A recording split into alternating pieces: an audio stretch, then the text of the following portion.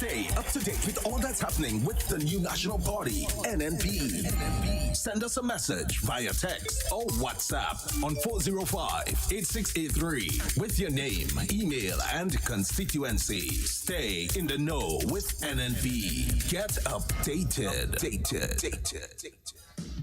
My enemies' walls are bound to crumble, and to the floor their spears will fall. I've been made and sealed with love, but time to battle, I'll find them all. I felt the whips and remember chains, but my sword has been forged by my father's flames. Fight your fears and heal your pain, and victory will be in your name. I used to be weak,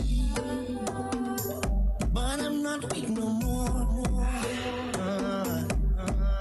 I found the strength of my ancestors deep down in my African core. I used to be frightened, I'm not afraid no more. The Father blessed me with the heart of a lion and a warrior soul. So no weapon that form against I shall not prevail, and no man that rise against I, that war they shall never win. Cause I will conquer, oh I will conquer, yes I will conquer them. Come on, let's conquer, oh I will conquer, rise up and conquer them. Tell them no retreat, no surrender. I shall fight till the end of days. I was born as a Makai warrior, and the Almighty God my blade.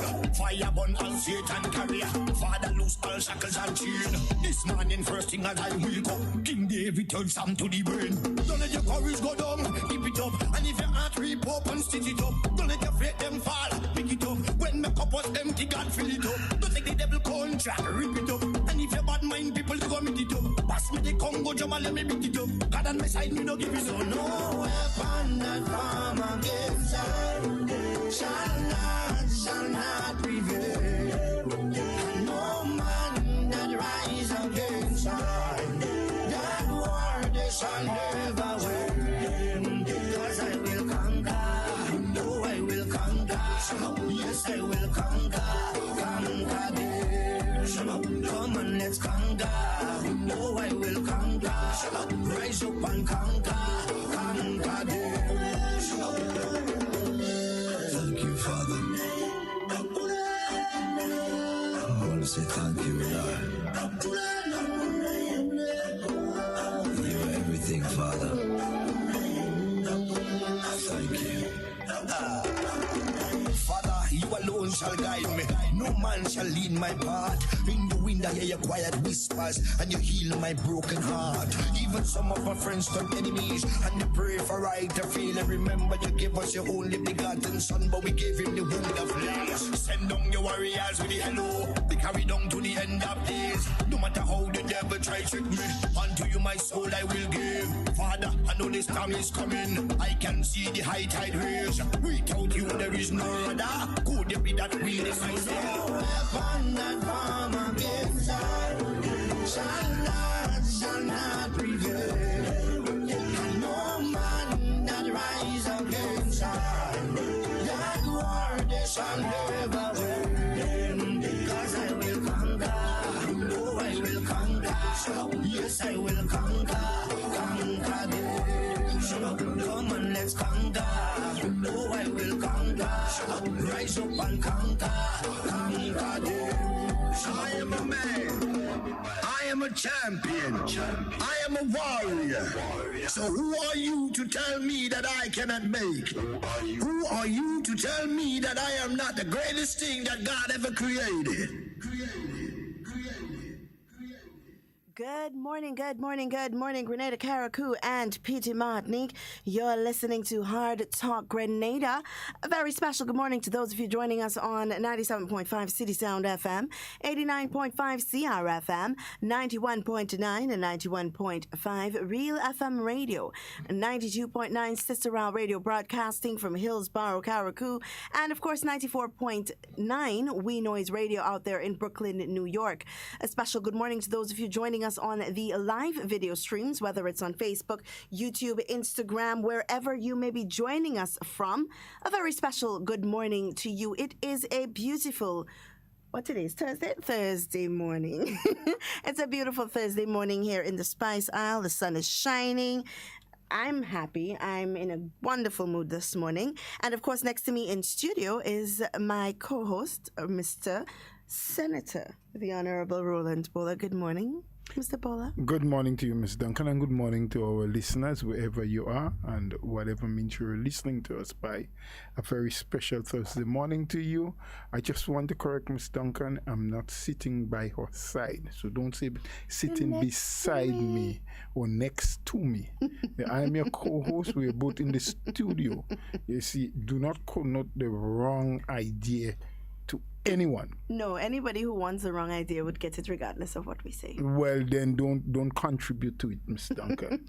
I see that you are in a good mood. You are all smiles this morning. Yes. You must have had a good supper, a really perfect night's sleep, and your breakfast this morning was magnificent.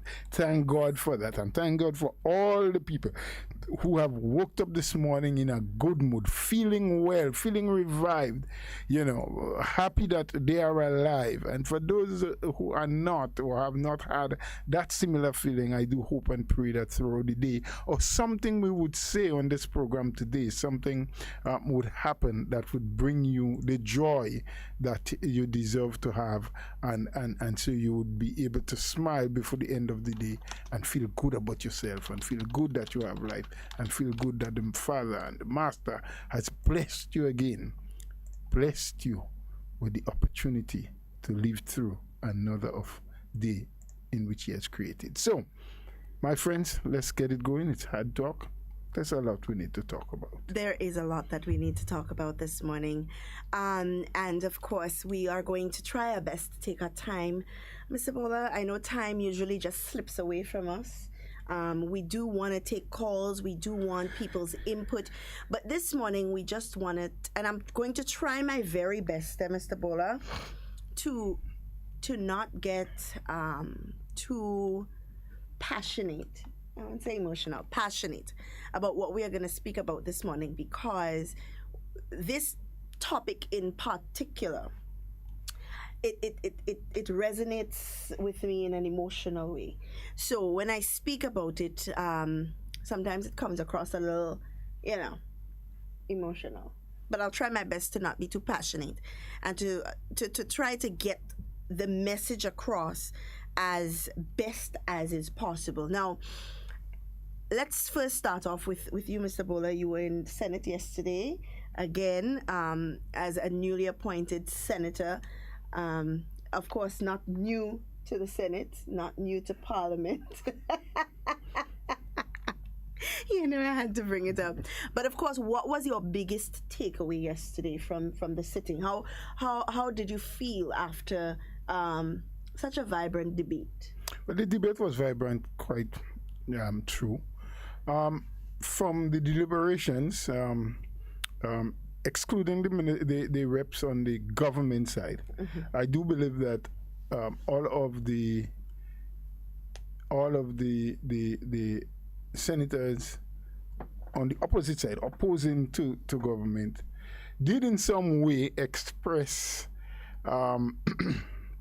that they were happy, they were satisfied with the fact that government made the move, or government was able then, so to speak, rather than make the move, because it was not government that making the move to pay WRB for the shares, so the repurchasing happened.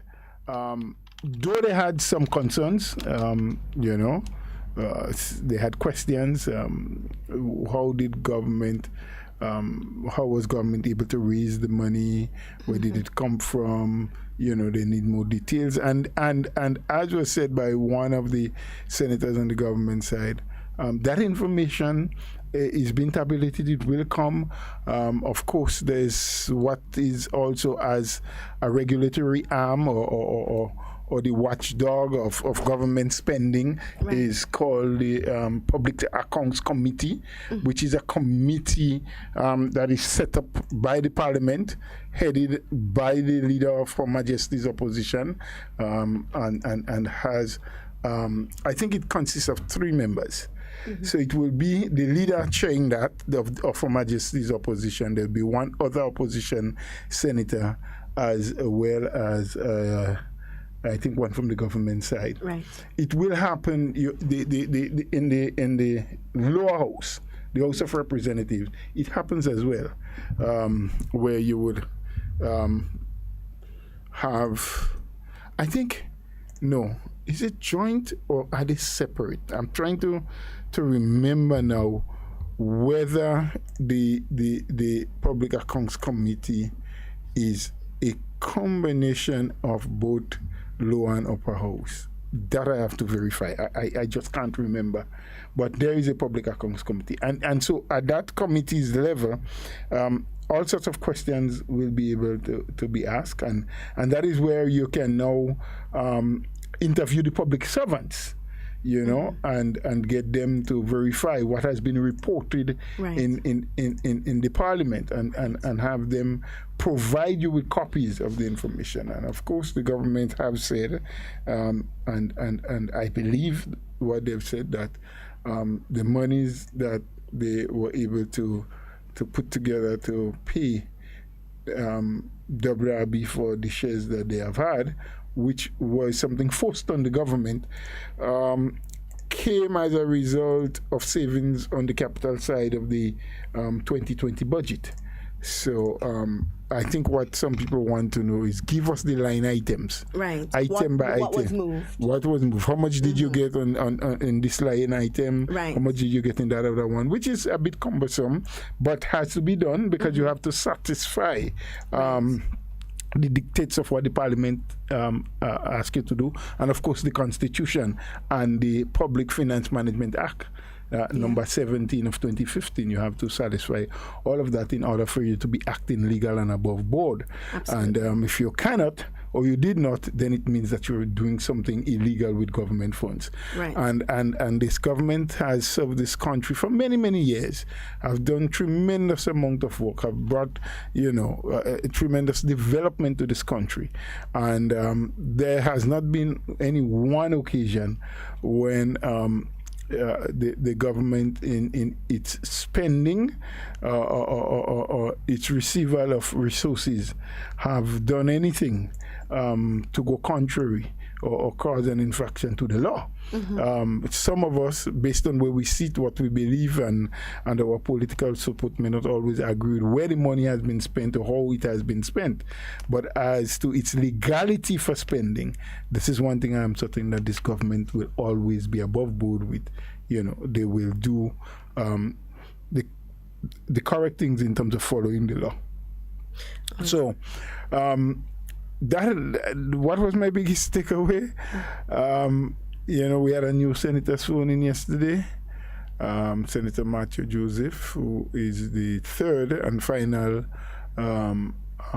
senator that had to be filled in by the leader of Her Majesty's opposition. And he did say in his maiden speech that he had taught for, I think, 36 or 38 years thereabout. I might just mix the number up a little bit, but 30 plus years as a primary school teacher. Wow. And so he's been in the classroom for a long time. And it dawned on me yesterday in all of his deliberations and every time he made a contribution that he has not yet, in my opinion, fully transit or transfer himself from the classroom setting to understand that now he's in a parliamentary setting. And his actions to me still represents that of a teacher.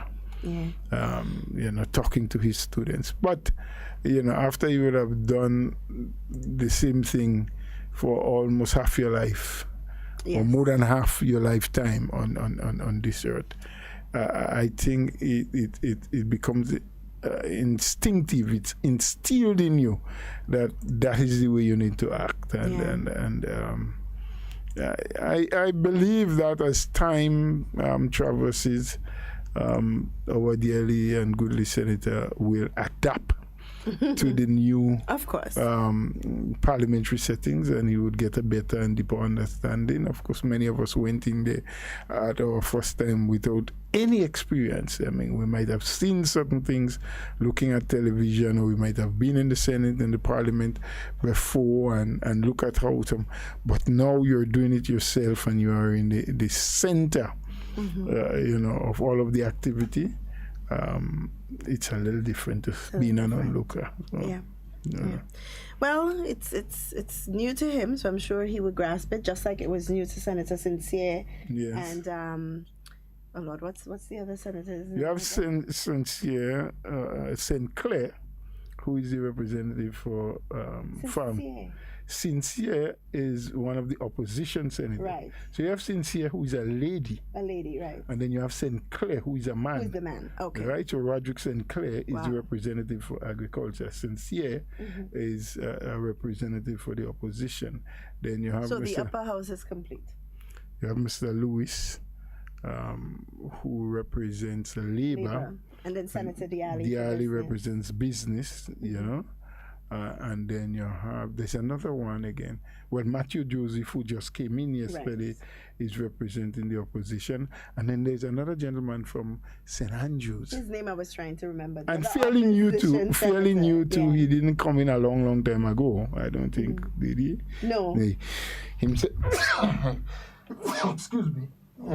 But I don't remember his name. I'll by the end of the program, I'll figure it out. Yeah, it's just slipping me. I apologize. He wasn't there. He wasn't there yesterday as well. So and it's just not coming to my mind. Neither mine.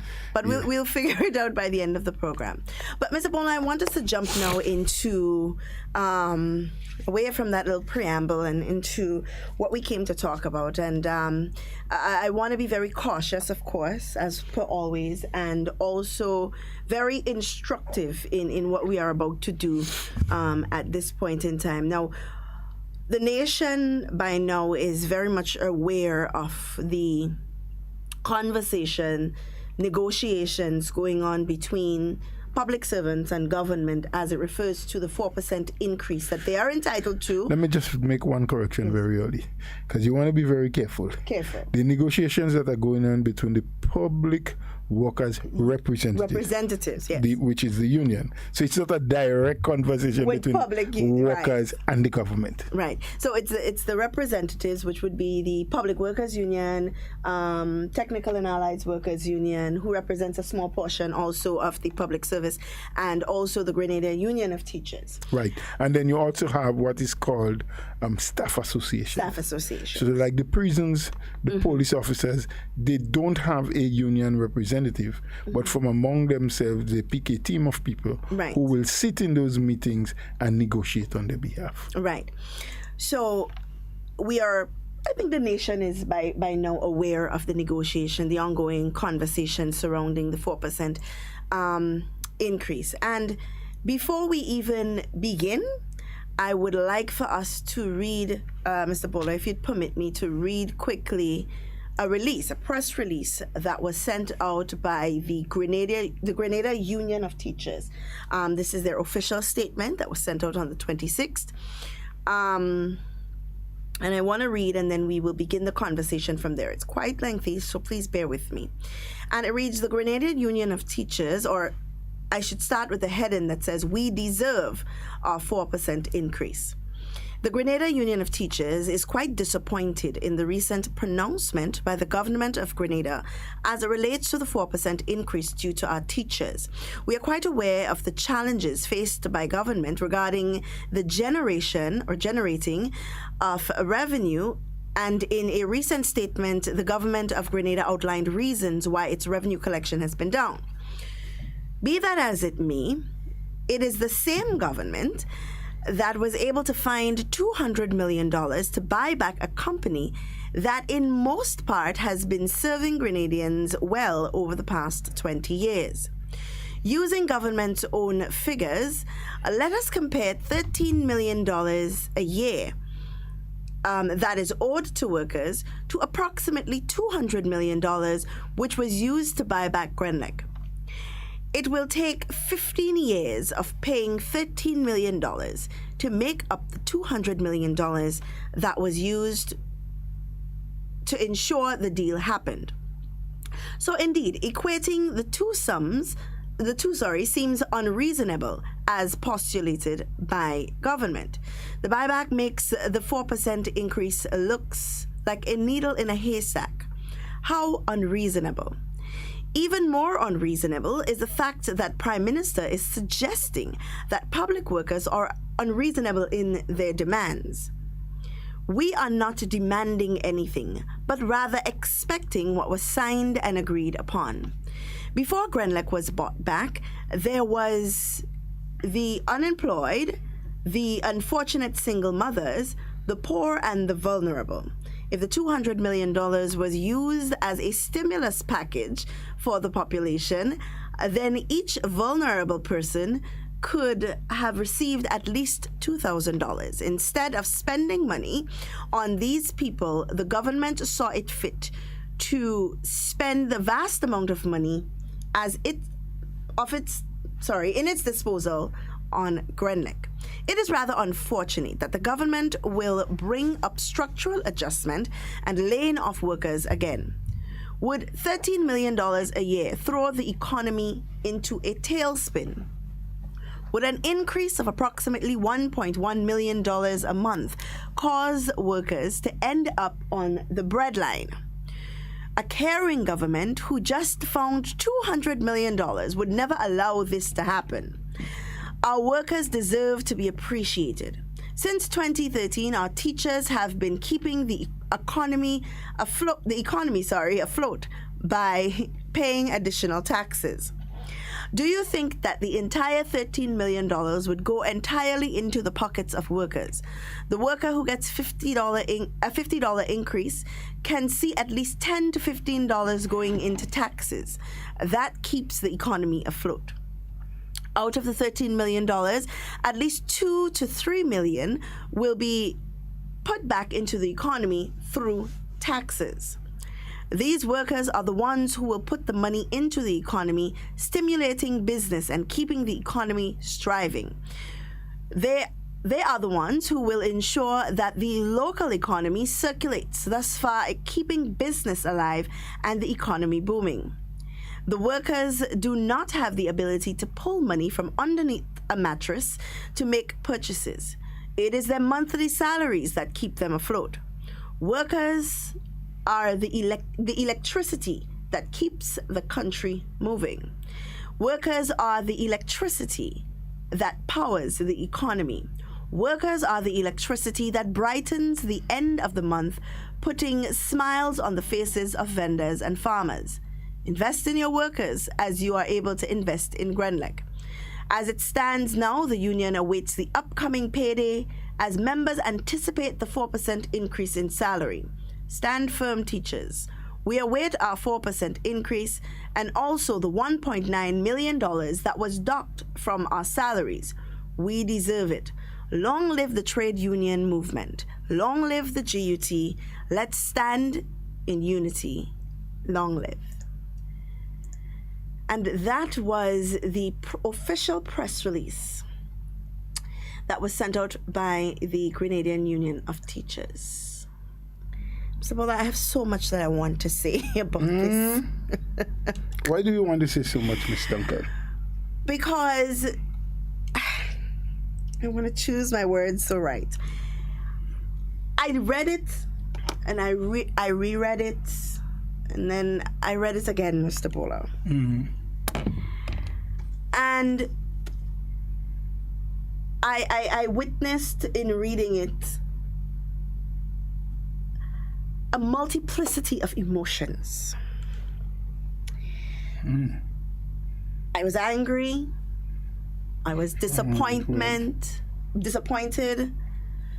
I was sad. I was thoughtful. All of these different emotions ran through.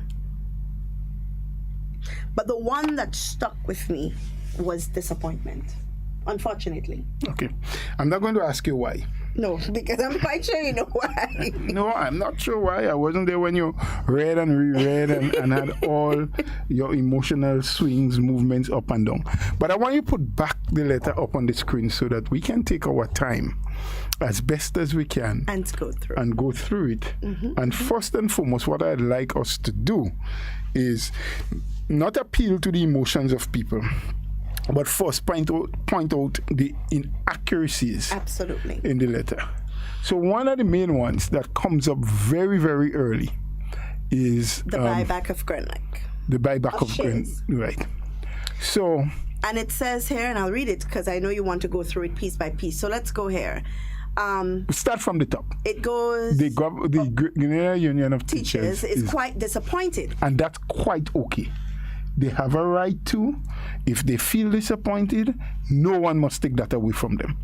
They have a right to express emotions and express themselves because there was an expectation on their part and there was also a signed agreement. Let's not make no joke about those things. The government negotiated with the unions in good faith 1 year ago, and they came up with an agreement saying that, look, for the next 3 years, you are going to get a 4% increase at the beginning of those 4. So the first year was 2020, yes, because I think the negotiations took place in 2019. So they did get a 4% last January. They're expecting a 4% at the end of January of 2021 and another 4% January 2022.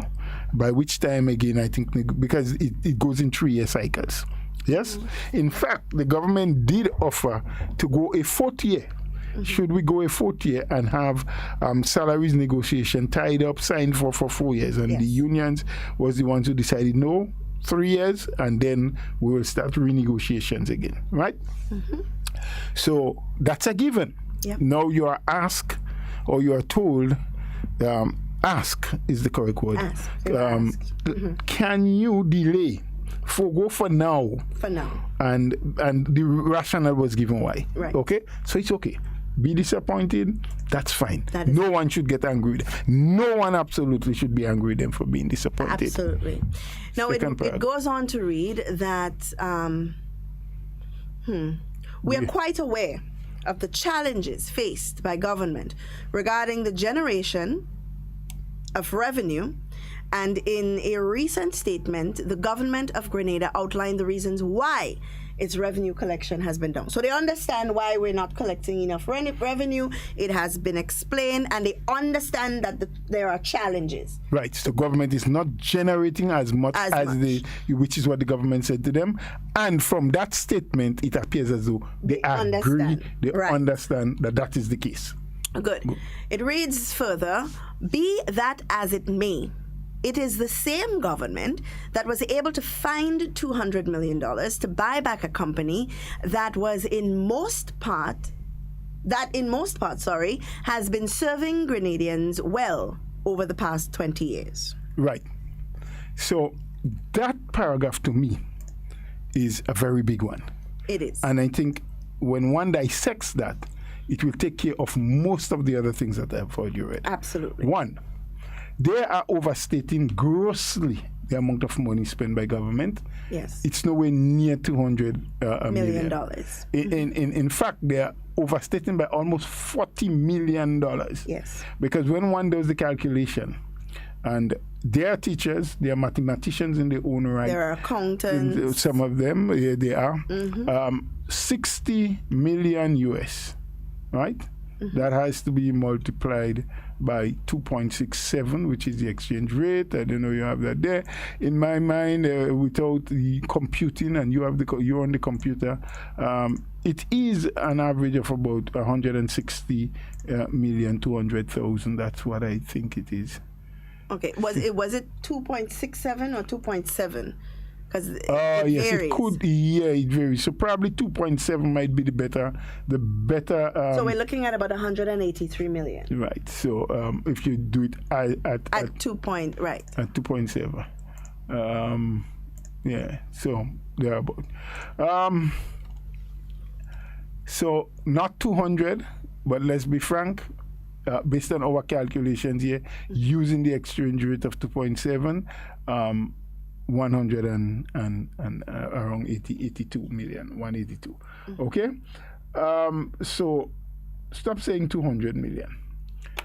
So, right. But why did government have to get that 182 million to thing? So you say they use that, they find that to buy back the shares in Grenada. The government did not go asking WIB to sell shares back to them. The government was always concerned and always express, as they use in their letter, their disappointment with an arrangement that was made with a company in 1994. Yeah. Right? The sale of a national strategic asset. First, they said, look, we are disappointed with the amount that was paid for 50% of those shares. Yes? At the time, using the book value, which is the lowest way of valuation, an independent accounting firm indicated at that time that the company was worth about 50 million overall. So 50% shares should at least give you 25 million. And let's say you negotiated and you didn't get 25 million. 20 would have been closer. 22, 23, you know. But 15 is way lower. But not only that. Not only did they accept $15 million for 50% shares in the company, which is Green Lake, which we're talking about. They turned around and had to give back $6 million of that to the company buyers. $4 million upfront, because they said the generators that was at Green Lake at the time was no good. So $4 million back into the hands of the investors for assisting them in buying a new generator. And later down, realizing that there was some pension scheme or payoff of some sort of monies that was accumulated for the employees in Green Lake, they had to then give the company another $2 million to assist in paying that off. So $6 million. So in the true sense, the government got $9 million. $9 million for 50% shares. But you know, all of that is still okay compared to what we saw next. The company was exempted from all taxes. Because in their letter here, they're talking about teachers are keeping the country afloat by paying taxes. Sure, I pay taxes. Where is you? As a matter of fact, I've paid my taxes, property taxes, my license, firearm license, and everything for the year so far. The only thing that I'm left to pay as it relates to taxes to the government now is my vehicle license, which I think from the end of this month or early next month will be inspection for me. And as soon as I have it inspected, I have to pay. So we all pay, yes? Or most of us, I shouldn't say we all, because there are still some people, based on my understanding, that are able to beat the system, that are finding loopholes in the system and not paying their fair share. So I appreciate and I'm happy and I'm glad that the teachers are paying their fair share. But let it be known, it's not only the teachers. Everybody. Most of us people who are entitled to pay at whatever rate we're entitled to pay, and the rates are different based on the amounts you're working for, the amount that you're taking, what your salary at the end of the days. The rates that you pay are different, and so we are all doing our civic duty by paying. what is crippling about the issue of Grenlec is that in the agreement, after they paid little or nothing, exempted from all taxation, they were given the okay without having to report to any authority to repatriate with their earnings, their profits. Take it and leave Grenada. You don't have to tell us. We don't need to know. You have free will, freedom to move with it as you want. Yeah? Then they had a monopoly to be the sole generator and distributor of electric power, of energy, for 80 years in the country. 80 years. On top of that, the agreement gave the authority to them to be the sole regulator of how they produce, what it costs them to produce, what they decide to sell what they produce for, and no one could ask a question. Now remember, prior to them being the owners or owning 50% majority shares in that company, the company was owned and run by government. Yep.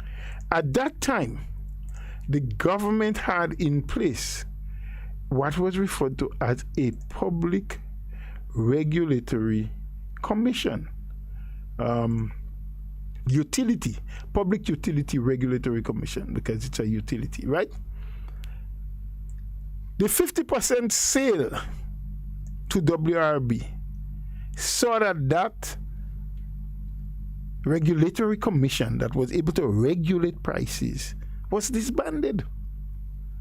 So no one had the power to, not even the government of the day, whether it's an NNP government or whoever, it doesn't matter which government, based on an agreement signed in 1994, could not regulate, could not say to the company, well, look, we think your rates are too high, or we're moving into this direction. The strategy for government, and government did do with public consultation a 2035 plan from 2020 to 2035 as to how we would move forward. And in that, there is a sector that deals with energy generation and distribution and cost, and how it has implications for the growth and development of the economy of Grenada.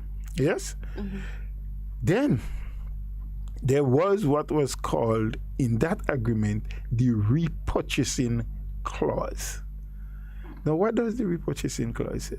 It says a lot of things, and I don't have a copy in front here with me because you did not tell me this morning we were going to be discussing that issue. Well, it kind of ties into what we really want to discuss. To discuss, it just came up. Right. So I didn't work with that copy, but probably, I can go online and get it, but it takes a little time, and the print is so small on my device here. Anyway, there are several areas or items in that buyback clause that is very onerous. In fact, it says, listen, the repurchasing clause says, if the EC dollar, which is the currency that we deal with here in Grenada, pegged against the US at 2.67 or 2.679, whatever it is, and there were issues with the economies of the OECS, and that currency was to be devalued, and WRB, which was the owners of 50% shares, which was sold to them, and we found out later that they end up having 61.8 or 9, 61.8, no, 61.98% shares, 11 point something more than what was originally sold to them. Mm-hmm. If they perceive that the devaluation of the currency will impact negatively on the business in terms of the profitability, that signed document says they can invoke a repurchase And who has to repurchase? The government of the day. Yeah. It is in the agreement. So when you do a letter like that and you say you find money to buy back Grenada, the government didn't buy Grenada. What the government was forced to do, because of the invocation of the buyback clause, which was signed in 1994 by the then NDC administration, was to pay and not pay market value. But they had a special rate.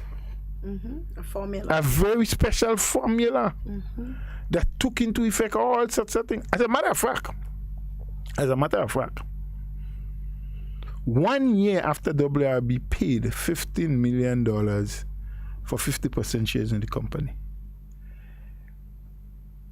when the prospectus was done, if government 1 year after had to buy back, went to ask, or WRB invoked the buyback clause, the repurchasing clause, it would have then cost the administration, whichever it was, $55 million to buy back the same portion of shares that 1 year before they paid $15 million for. Because the formula used to sell, and the formula to sell before from government to WRB, and the formula agreed upon for WRB to sell back to government was so vastly different that you would have an increase of nearly 400% higher than what you ever paid. Now, all of that is in the past. Let's deal with what the letter is saying presently.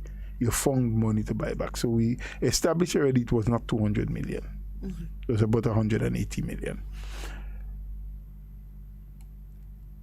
The government did not go to WRB and say, hey, we don't want you in Grenada again, so let's buy that shares, go about your business. What the government did was say, listen, the Electricity Supply Act that was used, or was enforced in 1994 is no longer relevant for today's world, because most places are moving into renewables, using natural elements to generate energy. We have all heard about global warming and the effects and the emission of greenhouse gases and what it does. But when a study was done in Grenada, almost 80% of our carbon footprints, the greenhouse gases that we are emitting, is emitted into the atmosphere as a result of the numbers of vehicles that we have on the road, using fossil fuel, and the generation of electricity at Grenada.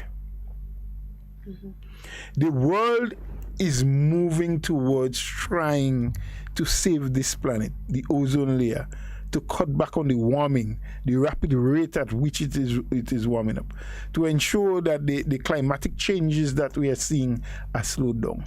So as a result, every single country in the world now has an obligation and has made a pledge to what is called the COP, the Conference of the Parties, of how much they intend to, what is called your national determined contribution, your NDCs, not NDC like yellow with the heart, your nationally determined conditions. Yes? Commitments, sorry, not conditions, commitments, NDC, national determined commitments. What are you doing as a country that will aid and abate greenhouse gases emission to cut? And this little country, Grenada, said, by 2030, we hope that we will be able to cut by 30%, but we're giving ourselves a target of 40%. So once we can go more, we will go more. But how will you do that? Is one, by investing more into renewables, using more solar panels, wind turbines, geothermal, which the government is working on with assistance from Japan and the government of New Zealand, wave energy, whatever else. Some people believe that we can use all of the garbage that we have at the dump in Perseverance because, you can generate energy from it. Studies have been done. There's a lot more to be done because while we believe that we have a lot of garbage there, how sustainable it is, how long can it last, how much energy can you really get from it, all of those studies, and what would it cost to get the energy out of it? Is it beneficial? Is it profitable? Is it worth the while? Are you going to make back your investment plus? All of those things that happen. But there are other sources that has been tested and well known. So in 2016, the government went back to Parliament, repealed the old law and put a new law in place. And in that new law, what it made provision for was something that they commonly refer to as the PUC, the Public Utilities Regulatory Commission. And that commission is not there only to regulate Grenada. Public utilities, telephone, water. Once it's a public utility, once it's something the public utilizes on a regular basis, a daily basis, something that becomes part of the usage every day, the PUC is who will regulate. They are the oversight committee. They are the ones that determines whether your rates are reasonable for the nationals, or you're too high, or they may tell you, well, you're really too low. When we do an assessment of your expenditure, your operating costs, and this what you're selling for, and we compare to the rest of the region, you're just too low. You need to go up by 2 cents. You need per kilowatt or whatever, or per gallon of water, whatever it is. I'm just giving an example here. The PUC is responsible for that. But as it was, Grenada was solely responsible for determining what they charge, whether it was fair and reasonable or not, and nobody. So with the new legislation, the company then says, well, look, we no longer wish to operate, so you must buy back.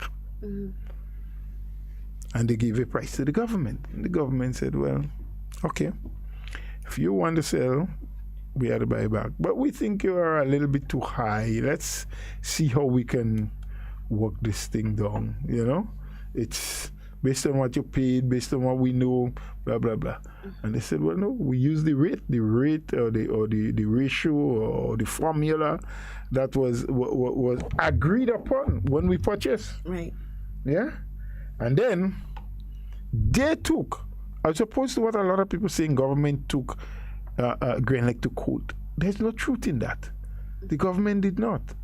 It was Grenada, or WRB side of Grenada, because Grenada is the local company.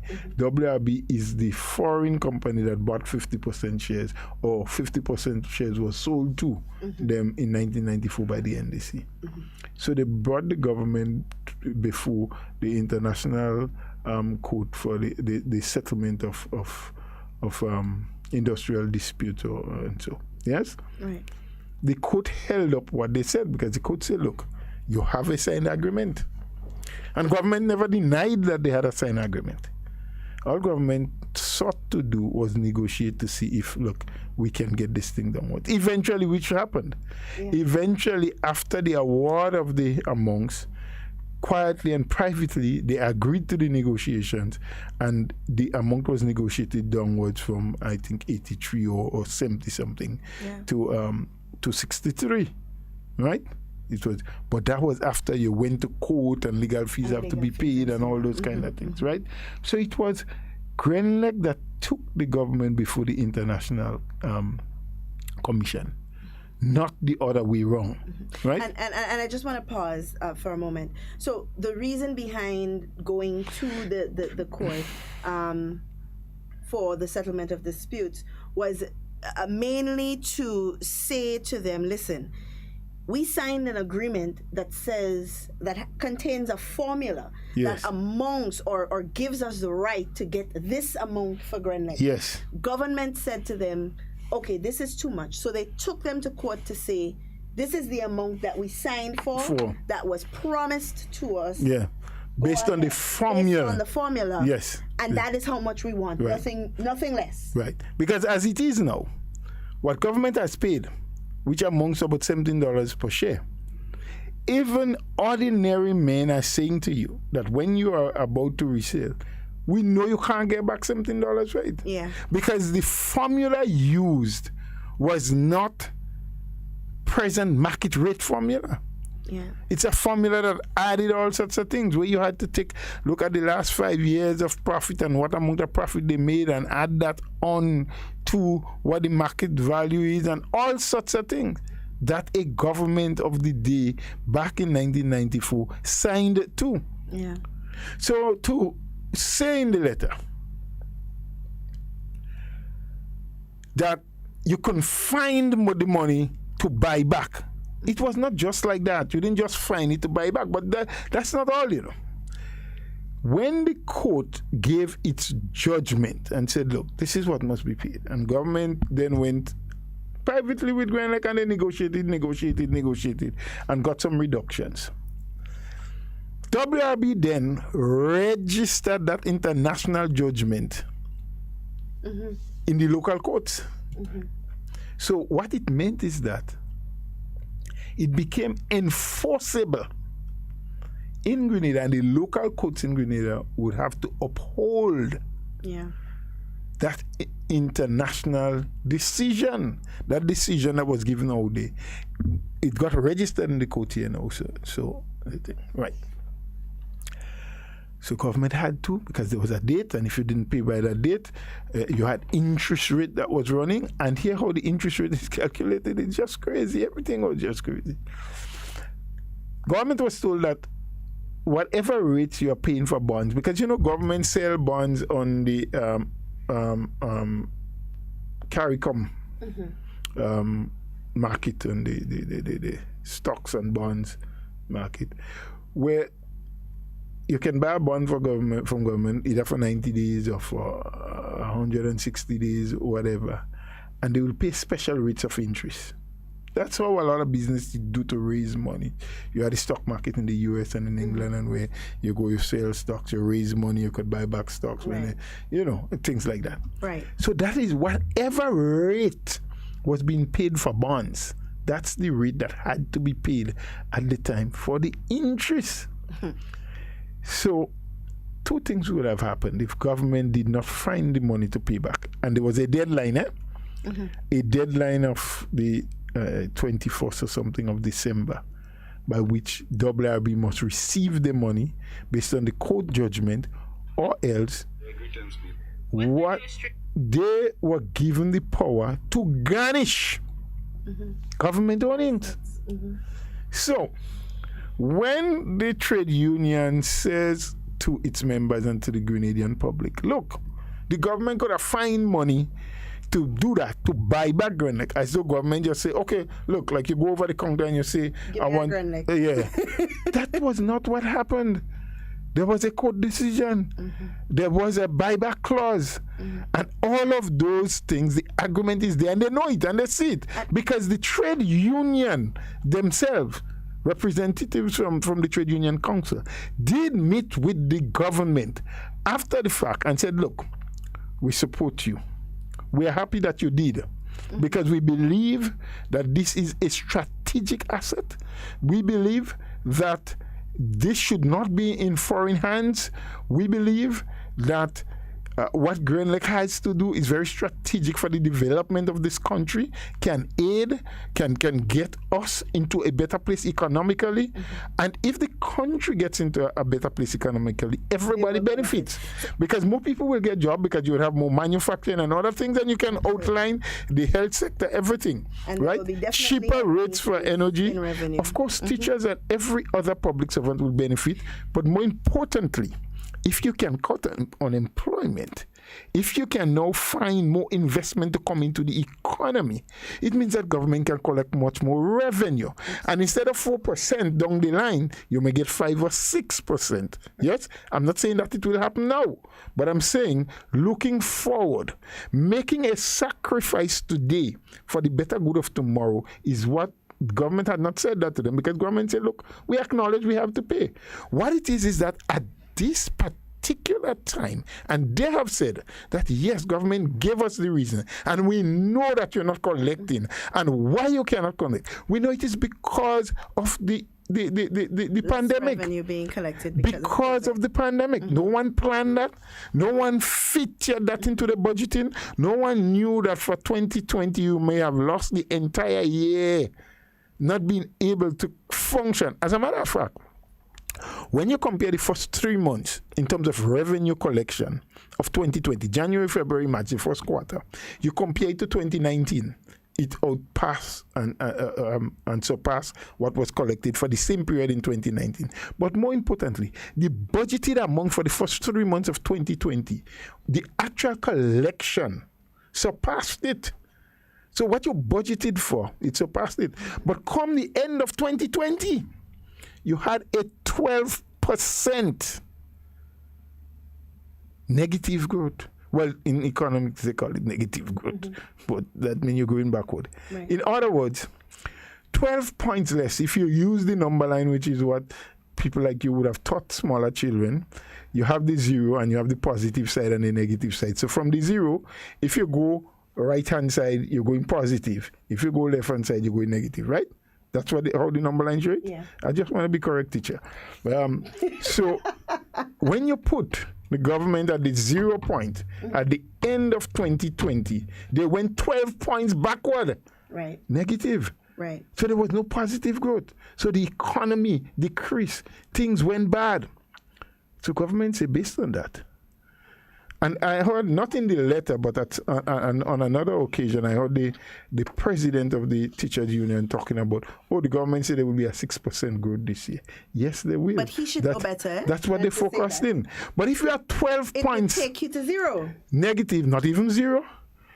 You are 12 points down on the negative side with a 6% growth. You're moving 6 places. So you're 6% negative still at the end of the financial year in 2021. 12% negative. Because you was 12% negative. So if you grow, and that is projected, sometimes your projection don't always work. You can go upwards your projection or downwards your projection. It could be 4, it could be 5, it could be 3.5. But based on what government is hoping and planning, as we know, budget is a plan. The plan is that we will go 6% up. But you're still negative. You still need another year or another 8 months or 6 months to offset that other 6% to bring you then to zero and then to start seeing positive growth again. Right. But based on how 2021 has started, you still don't know. Because we're seeing new strains, things are happening, you gotta get vaccines, all of those things. So all of that. So to say that the government just get money to buy back. But before you come in with your point, just hold it for a little bit. I want to finalize on that what they're talking about. What would have been the actions to be taken had government not negotiated, found the money, and paid on the deadline that they had to pay? Well, that's where what my point was going to be about. Because if we backtrack a bit, the fact of the matter is when they registered the judgment, it made it possible for them to garnish government's assets had they not paid, right? Yes. That would have been the problem. Now, here's what would have happened, because if this is the conversation, and this is not us trying to justify, because this is their words, we're using their words and we're breaking it down. Now, if government had decided, all right, we have this 4% coming up, we have XYZ coming up, let's say it was possible, which it is not possible, which is where we're going to get to eventually, where it's not possible. The monies that they found for Grenada cannot in any way be used for recurrent budget. And it can, except you want to do illegal things. Illegal things. So and we are not about legally, it cannot be used. But if you want to be illegal and you want to break all the rules that were set up by Parliament, then you can. And then after that, we would have more repercussions because financial institutions internationally would not be lending us any money or giving us any grants or anything like that. But we'll get to that point eventually. Now, had they not found the money, right, and done what they did, guess what would happen? WRB swoops in, garnishes government accounts, and the same teachers and public servants that are crying for 4% will be crying for more than 4%, because government now would have to find, they wouldn't have the money to pay salaries or anything, because their accounts have been garnished for a couple of months. Because what the court would do is give the authority to WIB to go in and take all of what you can. So you can't get no PCR to do tests for COVID. You can't pay nurses. You can't pay doctors. You can't pay nobody. You can't fix road. Can't do nothing. The same vulnerable people, and we'll get to that too in the letter that they're talking about. That has always been there and will continue to be there. Yes. Even if it was 200 million and you gave everybody $2,000 as they calculated. That is only 1 month. After that, you still will be vulnerable. Absolutely. Yes? So the point is, we must be upfront, we must be factual. I know there's a bit of politics being played there too, and that's okay, because Grenada have more politicians than we know. Or we want to, or we are willing to accept. Or aspiring politicians. I believe they are already politicians, and not that we don't know. There are many among us who knows, and we know who they are. Yeah. We're just not willing to accept them because they have not come out full. They have not shown their true colors, whether they're green, red, yellow, or blue. I don't know. Maybe there's some new parties. And I want us to say quickly, Mr. Bola, before we move on to our next point, in everything that we explained before, in terms of WRB being able to garnish government accounts and government not being able to pay salaries, had that been the case, I know there are a lot of people out there, or there are some people out there who in their minds are currently saying, oh, well, I know we business. Government will have to find the money. It is your business. You have to. And I want us to play a quick clip, because there's a someone on the live who is indicating or insinuating that we are playing politics with what we are speaking about.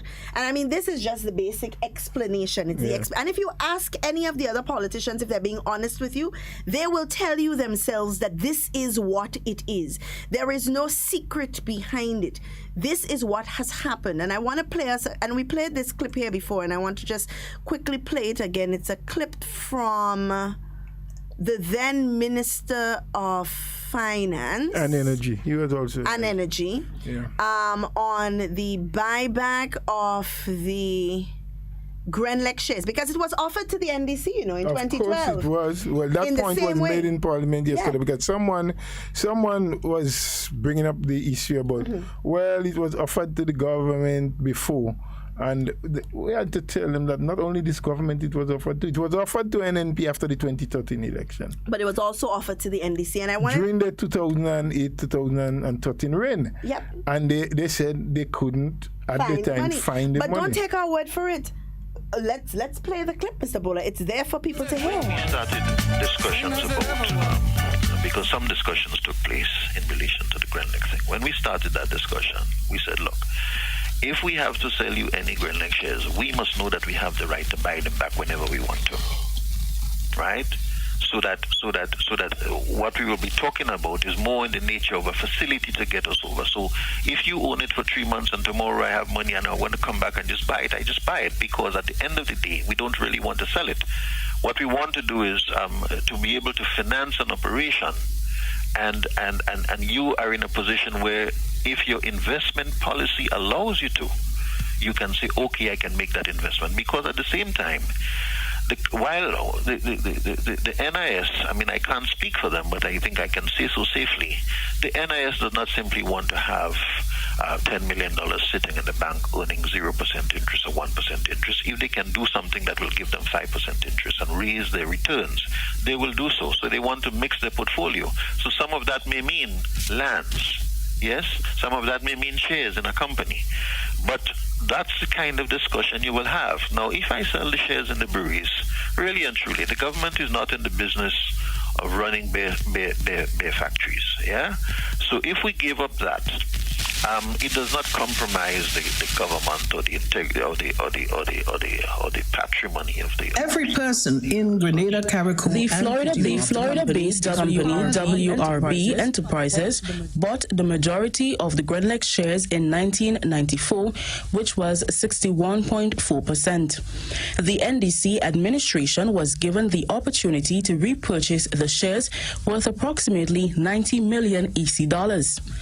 Finance Minister Nazim Burke says the NDC administration can't afford to acquire the shares at this stage. $104 million it was, that we would have had to find to purchase these shares at the time. And after we looked at all of our options, we explored different opportunities, it became clear that we could not really raise that money to purchase the shares at that time. WRB gave the government 30 days to make up its mind. The time restrictions that were imposed for the government to exercise any rights that it had were also too short. Imagine, for example, saying that we are going to sell our shares and you have 30 days to decide whether you're going to buy them or not. 30 days is way too short. The government can't raise 104 or 105. The government could not, in 30 days, make that decision. He also spoke of government's plans to change the regulations governing the provision of electricity services. This, he said, will guide the operations of any company which may decide to purchase the Grenlex shares.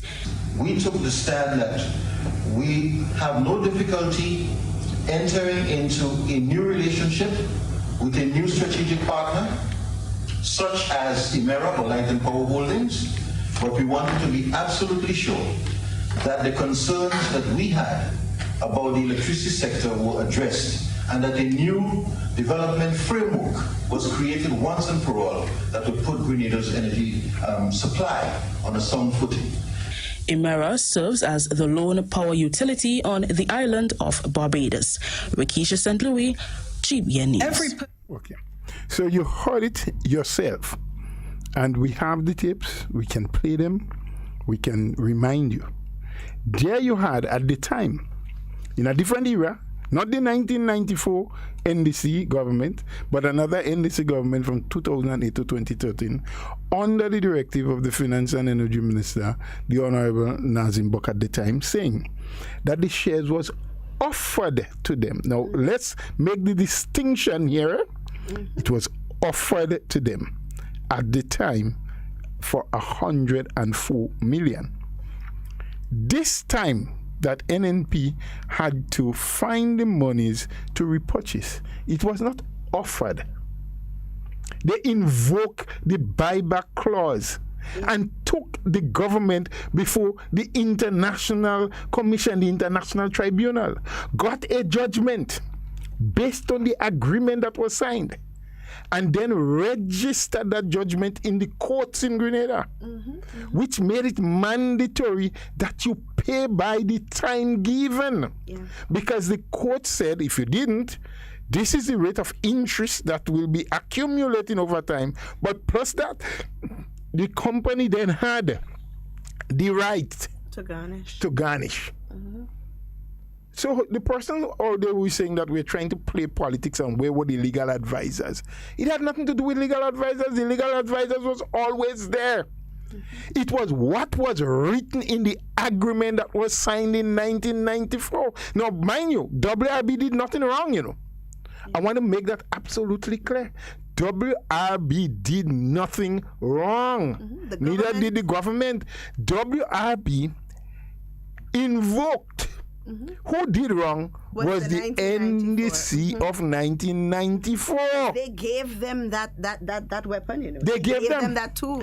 And in the words of the Honorable Minister for Finance, who was a party to the commission, had to go there to try to defend Grenada, indicated that the directors of WRB said when that agreement was being put together, they never insisted on that to have that clause put in.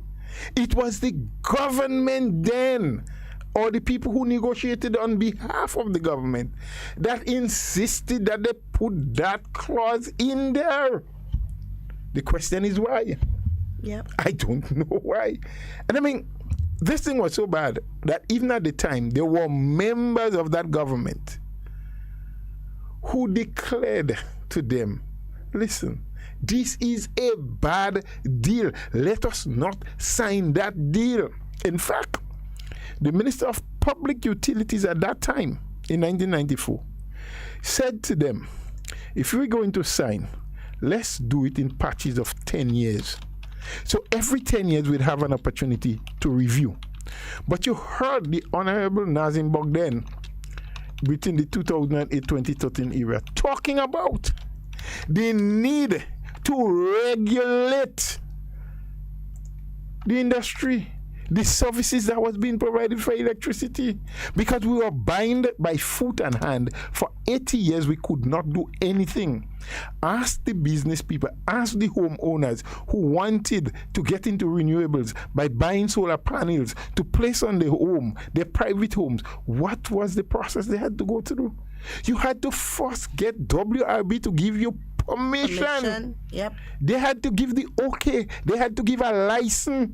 Mm-hmm. Because if you didn't get it from them and they found you doing it, they knew you was doing something illegal, because that agreement gave them all authority to be the sole generator and distributor of energy on the island of Grenada for 80 years. Absolutely. So they had to give you permission, one. But you know what they did? When they gave you the permission, they ensured that they put a meter on your property. And all that you generated, whether it was through solar or wind or whatever form you were able to generate energy, whatever you did had to go back to them on the national grid. Yeah. And they paid you a rate that they decided, because you didn't have no public regulatory utility commission. Mm-hmm. So it's them. So they give you the okay. They take it back from you. They pay you what they feel, and then they sell back to you at a rate higher than what you bought it. Than what they bought. You sold to them. Yeah. So breaking all of it down.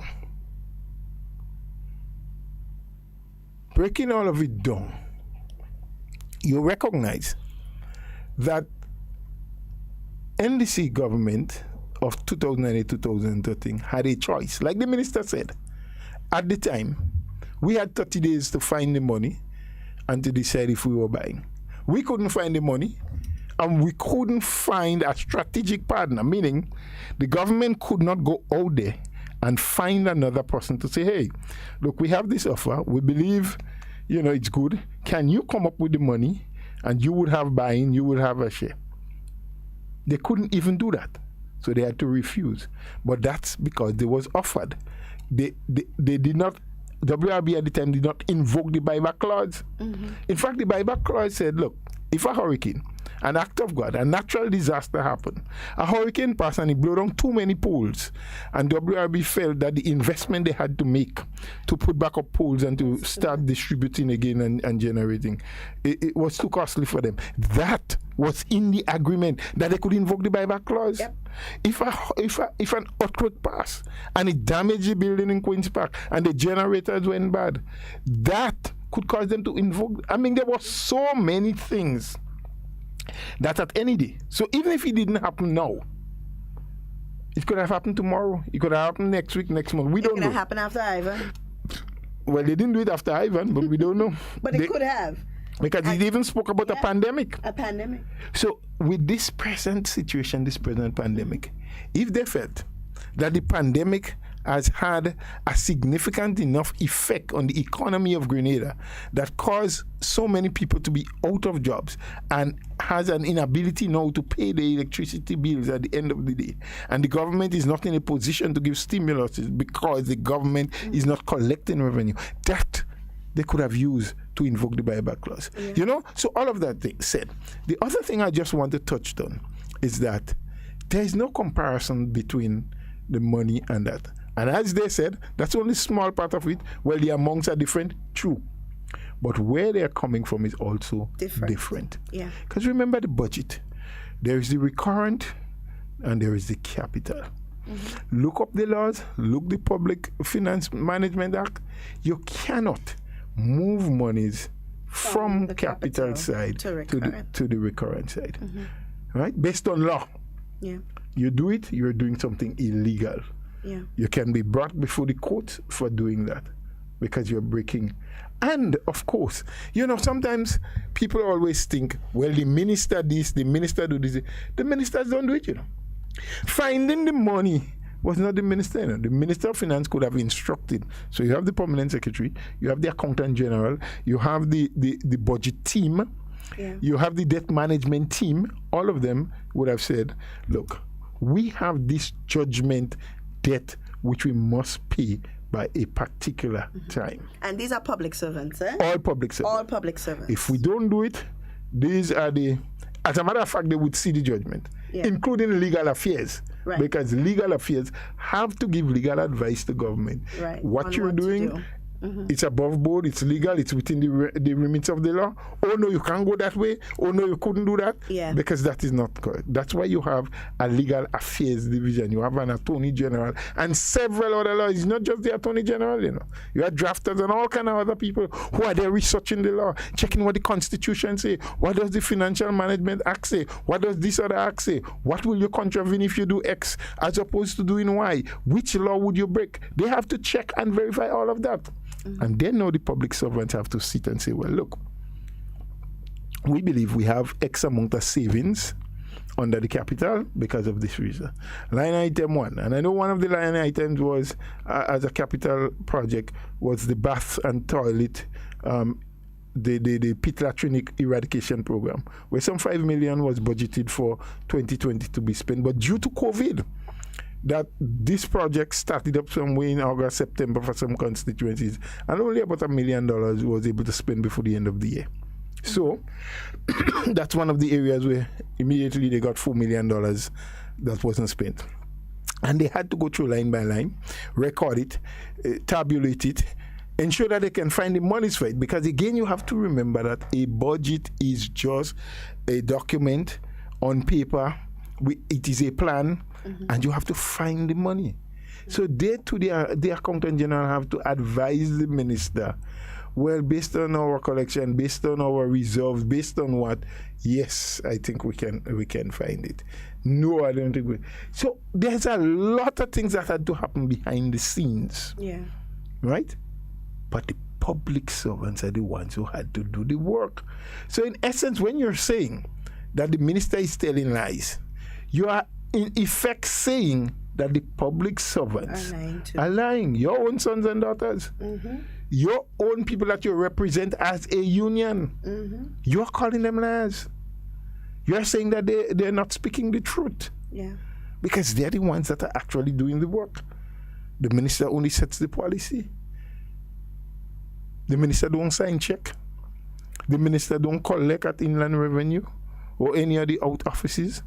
The minister don't collect any money on the port, the main entry where most of the revenue collection takes place. The minister don't inspect vehicles to determine how much you pay or if your vehicle pass or not. It's the public servants, it's the police officers. The ministers don't sit in the hospital and collect money for a blood test or for an x-ray. They are all public servants doing it. So we have to be careful about what we do. So yes, there's no comparison, because you cannot use that money that was raised under capital as savings to pay salaries. But further from that, Mr. Bola, and that's one of the reasons why I was so disappointed in reading that. Not only was some of the statements made embellishments or far-fetched, but also we are speaking about the Grenadian Union of Teachers. Now, we are speaking about a body that governs the people who are responsible for educating our children.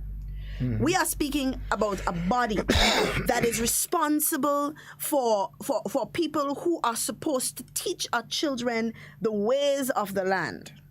These small matters such as capital and recurring, and we're speaking about accounting teachers and so on. So if this is what is being meted out by them, it makes me a bit uneasy as a parent, Because then I'm saying, if you know better, if you teach the children better, then why can't you do better? Why must you go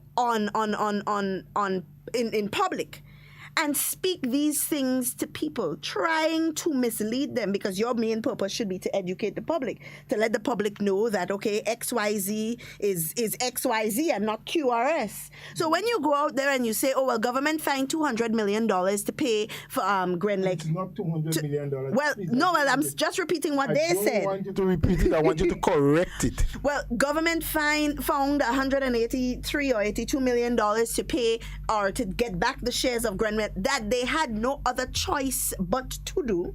When you go out they there, had another choice, but the other choice was worse. Definitely worse. So they had a choice. You know? This is the fact. They had a choice. Government had a choice not to find the money, and then what would have followed would have been worse. Yeah. And we would have been having a different conversation. Absolutely it would not be 4%, it would be my salary. Yes. I want to get paid. Yes. The month gone, 2 months gone, 3 months gone, and I ain't get no money. Well, they're familiar with that because in 2008 it was kind of the same thing. But you know, Ms. Duncan, we have already established that fact here on this program. That sometimes when people say things or does things, we have to try to find the rationale for the doing it. Yeah. Why are they saying that? Why are they doing that? Now, look, there's another part of the letter that I want to say. It is the results that they're looking for. Oh, there's another part where they said, when you put it up, that they want the 4%, which government said, listen, all we are asking you for is to delay. Mm-hmm. We are not saying never. We're not saying that you don't deserve it. There was never a time, there was never a statement made by the government or the negotiating team that said you didn't deserve. So when they start the letter by saying we deserve our 4%, certainly you deserve it. Absolutely. Nobody is debating that. You deserve it. It was agreed upon. Remember, it was the government who negotiated with you and said, yes, we agree that you will get that. Mm-hmm. And you started getting because it's 12% over 3 years, 4% in 2019, in 2020, the beginning of 2020, January, 4% January 2021, and 4% January 2022. Before that, remember, they got a 10%, 2017, 2018, 2019, right? 3%, and then 4. So in 2017, all public workers got a 3% increase, January. 2018, another 3%. 2019, 4%. That amounted to 10% for the 3 years. Yes? Then the new negotiations for another 3 years was for 2020, 21, and 22. So in 2020, they got 4%. So between 2017 and 2022, that's already 14%. Right? In 4 years' time. Even before that, when the new National Party government came into office in 2013, there was an agreed upon 4%. This was the first 4% that they were going to get that the NDC administration of 2008 to 2013 agreed for. One of 4%, which was going to take effect after the date that they call election. Yes. So NNP came into government with that 4%. With that 4% due 1 month after the government came into office. Yeah. 1 month after the government came into office. And remember, for those 5 years that the NDC was in office, especially coming down to the last year before the election, every single month the public servants had an issue getting their money. They weren't getting it on time. They wasn't sure if it coming 2 weeks, 3 weeks after. The very first month that the NNP was in government, which wasn't for even an entire month, part of the month, they got their monies, got it on time. By the second month, when they were supposed to get paid, with an increase of 4%, they got it. Right?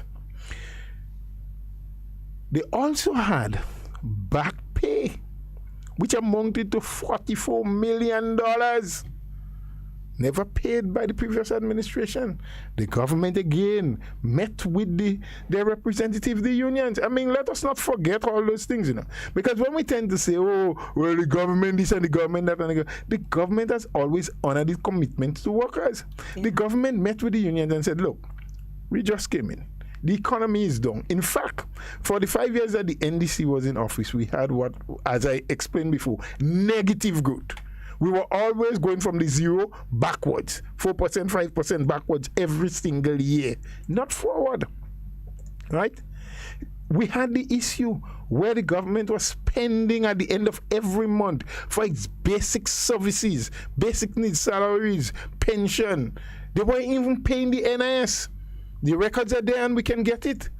The NIS was being owed millions of dollars because under the NDC administration, they said they didn't have the money, and so they were deducting from the workers, the same teachers and others, and not contributing it to the NIS. It was the NNP who cleared up all those debts, and the current now, month by month, paying the NIS, the workers' contribution plus the employer contribution. The government then went to the union and said, look, we cannot pay this $44 million in back pay in a one-off tranche. Everybody won't get it, but we are committed to pay it. So let's make a deal. We're going to pay X amount at this time. Give us a couple of months. Whether it was 5 months or 6 months, they paid another portion. In fact, I remember they paid it out in 3 tranches. Mm-hmm.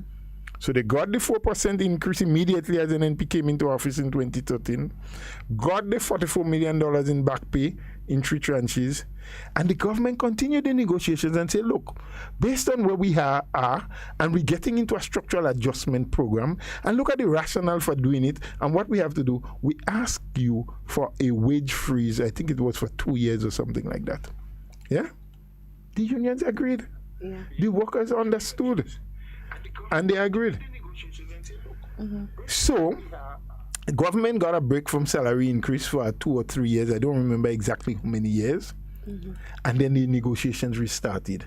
That is when they negotiated for 2017, 2018, and 2019. So I think after what they got in 2013, plus the back pay, 14, 15, and 16, there were no increases. Yes? They forego that. And then 17, 18, 19, and then you had 20, 21, and 22. Right? So that would have been 6 years thereafter getting the increase. But the government did say during the structural adjustment program, when it was over or came to an end, the 3-year structural adjustment program in 2016, government made 2 one-off payment to the workers. It was not a back pay per se. So we can't say it's a back pay because it didn't accumulate all of what they probably would have lost if they had been given increases over those years. But it amounted to about $2,000 per public servant, a kind of average thing across the board, I think, based on your skill. So some was a little more than others based on the skill they were working with. But the public servants, inclusive of the teachers, received that as one-off, and then you continued with the increase. So the government is saying no. Like all over the world, we see it. We hear it every day. We know it. We look at our televisions. Yeah. I mean, look, St. Lucia as an example. They are now saying to the public servants and to the population. To the population, yeah. We are seeing an increase in the numbers of COVID. Mm-hmm. But you know what? Our economy has been battered so much, and we are going downhill in terms of our revenue collection and the demands on the government. Yeah. That even though we are seeing increase in COVID, we cannot close down the country. We cannot go on a lockdown. We cannot afford to do that, because if we do, we may starve. Because we need whatever little revenue we're getting to collect it, so a lot of the basic areas we can deal with it. Yes? Yes? The unions in St. Lucia, in 2020, they had negotiated and were supposed to get a 1%. In some instances, I don't know, other areas may have had more than 1% salary increase. They did not wait for the government to approach them, They approached the government and said, look, we acknowledge what is happening presently. We see the situation. We see what COVID is doing to the country. So we are going to speak to our constituents. We're going to speak to the workers so that we can take a delayed, the same thing the government is asking now. We can delay the implementation of that 1% increase. Maybe until next year. Maybe until the COVID situation is up and the economy is doing better. Because when the economy is doing better, we all will do better. And that is what government is saying. Allow us a little space, a little freedom. Yes? Yeah. And the government went beyond that. The negotiators said to the unions, while at this present time we cannot give you a fixed date to say, okay, forgo it for now, but you will get it 6 months, 8 months, 10 months, 1 year down the road. What we are prepared to do is every quarter share the information on revenue collection and expenditure with you. You can take it, you can study it, you can get an independent accountant or economist of your choice, not ours. Let them study it, and they can give you an independent assessment of where government is. Is government doing better or not? Do we have now the space, the room to maneuver, to pay you the 4%? They even advance in the negotiations that, look, if things improve in a quick time, and we may not be in a position yet to give you the full 4%, we may be willing to say, give you 2 for now. Right? And at a later date, add that other 2. But we are committed to giving you as soon as the situation gets better. So go back to the letter for a minute. Let me see something. So when you talk about somewhere about vulnerable right people, so read it again. It says, before Grenlec was bought back, there was the unemployed, the unfortunate single mothers, the poor and vulnerable. If the $200 million was used as a stimulus package for the population, then the vulnerable person could have received at least $2,000. Okay. Instead of spending money on these people, the government saw it fit to spend a vast amount on the money of money in its disposal on Grenlec. So again, misleading people. As we have explained before, government didn't just go and buy back. Yes. And government didn't buy back Grenlec. Government bought back the shares that were sold to WIB, which they had the right to sell back to government, and got a judgment in court to say you have to take it back.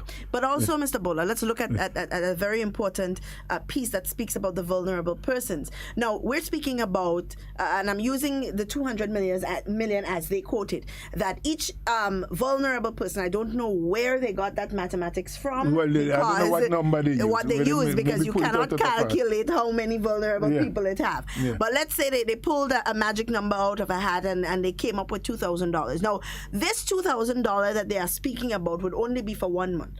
We are speaking about a continuous payment that is going to last for 12 months at 1.1 million over. Not for 12 months. Well, 3 years. Not for 3 years either. But how long again? Because here's what: when you get 13 million added to your wage bill for 2021, come 2022.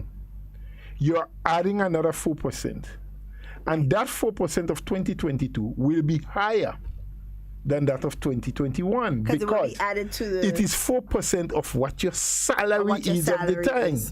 So every time your salary goes up, the 4% is of what that cumulatively is 4% of that amount. So it goes up. But it doesn't mean you stop pay the 4% of the year before. So the 4% that was given in 2020 and stop, it still continues in 2021 with an additional 4% that should come in 2021. And that's why government is saying that it would cost them more for the deferral. It's of not course something it will. that they choose to do. It will cost government more at the end of the day for the deferral.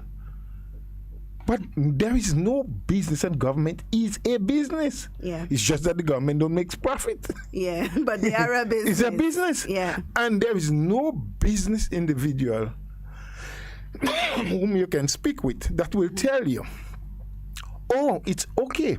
Go to the bank. Go wherever. and borrow monies to pay salaries. We saw what happened to the NDC 2020-2013. They had to sell assets. They continued because they had to pay more than what they were earning. So the first month they sold asset. You think that was the last? No. What happened is that month after month, because salary is a recurrent or a fixed asset. Well, not a fixed. Recurrent. It's a recurrent. Because yes. it changes. It changes just every as we month. speak about the 4%, Right. it Because increases if with time. the fixed assets are things that you buy and the price stays the same. So a piece of equipment or something. So it's recurrent every month. And for those who don't understand what recurrent means, it means that every single month they have to pay salaries and wages. It doesn't matter what the cost will be, because of course it would go up based on if they have more employees, what increases in salary and so on that they have to pay. These things cause it to go up. But it's recurrent because it's something that they are obligated to do every single month. Right. And there's another thing that we need to highlight here in talking about that. During the period 2008 to 2013, there was a freeze on what is referred to in the public service of increments. Right. So what is an increment for those who don't know? Those in the public service understand that. Every prominent employee with the government service, with the public service. So it's not government service, it's public service really. We continue saying government service. Public service. Because when the government change, they still remain. So you are employed with the public service. They are meant to serve So the public. sometimes we say, but we're working with government. Well, government pays, but you work with the service. With the service. Every person that is permanently employed with the service is being fitted into what is called a salary scale. And if you get a budget, a copy of a budget, and you look at the back of it, it shows you all the scales. The scale where the minister fits. So when people talk about how much money minister does get, that ain't hard to know. It's there in the document. You go there and you would see the scales. The permanent secretary, the heads of department, the police officer, whether you are just an ordinary constable or you're a sergeant or what, the head nurse, the chief medical officer, everybody fits into a scale. And the scale has several points. So you start at a particular point, and every year that you are in that same scale, you go up. And that is separate and apart from negotiated salary increase. Now, granted that the increments are small, so they call it, you go up incrementally, or somebody say, we'll do it incrementally. It normally means small movements, yes, upwards. So you go up into the scale. Some scales have 5 places, 8 places, depending on, right. And then you get to the top of the scale. Now, when you get to the top of that scale, you don't move again until there's an increase, like a 4%, a 3%, a 5%. You get 5% increase on where you are on the scale. But if you're at the middle of the scale, you get your 4%, but at the end of the year, you will get your increment to go up another. Right. So government is constantly increasing public servants' pay because of increment. Now, that was not happening during the period of the NDC regime, but it was reinstated. Now, when you get to the top of the scale, if you then get a promotion in the job, it means that the promotion takes you into another scale because you're going, right? But here's what. There are sometimes some scales, based on where it starts.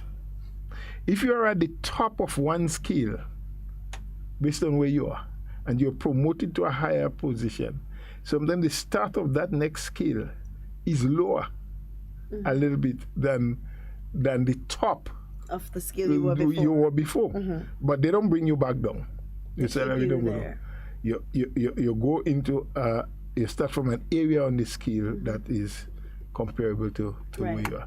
So, but I just wanted to bring that in because I wanted people to know outside of your negotiated 4% increase or whatever it is, which your representative will do. Right. There's another thing what someone is saying here. But people are saying a lot of things. But and because we have so much to talk about, you're going to get back to it in a little bit, because I just want to make one more. Well, not even a little bit, because then tomorrow, because we're already out of Oh Lord, we there already? We are. So we are going to have to continue. Yes, you would read, so you'll save them. There's one more point I just want to make before we end up, because we right up there to 11:40 area. I didn't realize until now. So go back to the letter. Let me get that point.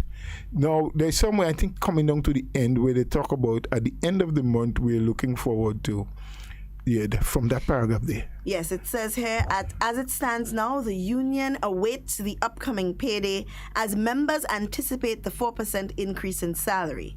Stand firm, teachers. We await the 4% increase and also the $1.9 million that was docked from our salaries. Right. So that part, we have to accept the fact that no salary was docked. Yes, I heard the new senator say that yesterday, and I cringed, because by now they should understand the difference between a docked salary and employer exercising their right as an employer. Right. So the labor laws of the island gives every employee the right, and I've said that 1,000 times before, gives you that right. If you are desirous of withholding your labor, for whatever reason you choose, you have that right. No one could force you to work, except probably you are imprisoned and your judgment for prison says hard labor every day. You have to go and fulfill, because it's a court order, just like the court ordered the government to pay WIB the money. Except it's that you have a right to withhold your labor. So when the teachers and whoever else decided, well, we're not working, we ain't going in, we're taking a week for rest and reflection, or 2 weeks for rest and reflection, so too, the same piece of legislation gives the employer that right not to compensate you if you didn't work. Yep. And there are different circumstances where people don't work but get paid at times. If you're on a sick leave, you have an official sick leave letter. An employer can say you work. Yeah. And then again, depending on how long that sick leave is for, the NIS, under its legislation, has an obligation to pay you, I think, 60% of your wage, and then your employer pays the other 40%. I think it's 70-30. Oh, 70-30. Well, it might be that. Yeah. Whatever the ratio. But the NIS pays the larger slice, the employer pays.